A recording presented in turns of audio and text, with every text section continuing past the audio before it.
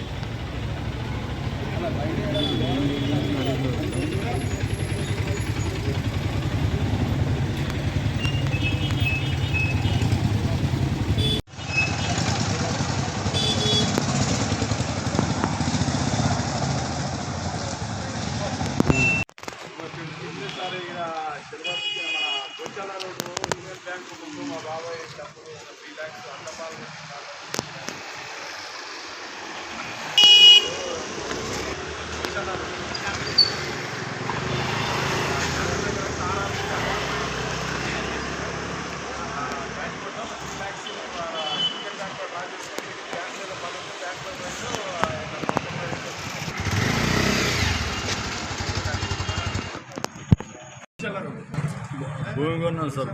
భూమికి డబ్బులు కట్టడానికి కెనరా బ్యాంక్లో అమౌంట్ ఉంటే 3 lakhs డ్రా చేసి యూనియన్ బ్యాంక్లో కూడా కొన్ని ఉంటే ఇక్కడ కూడా డ్రా చేద్దామని లాయర్ ఇంటి ముందు బండి ఆపి లాక్ చేసి బ్యాంకులోకి వెళ్ళాను.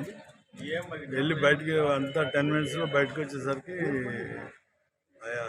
అద్దం బ్రేక్ చేసి డబ్బులు దొంగిలించి తీసుకెళ్ళారు.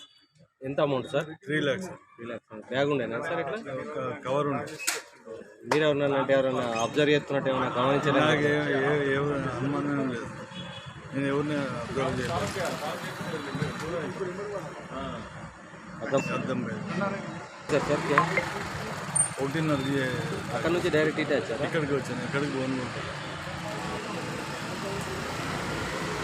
పోలీసులకు ఇంటిమేషన్ ఇచ్చారు. ఇప్పుడే ఇచ్చాము. మరిన్ని అప్డేట్స్ కోసం మా ఛానల్ని సబ్స్క్రైబ్ చేయండి.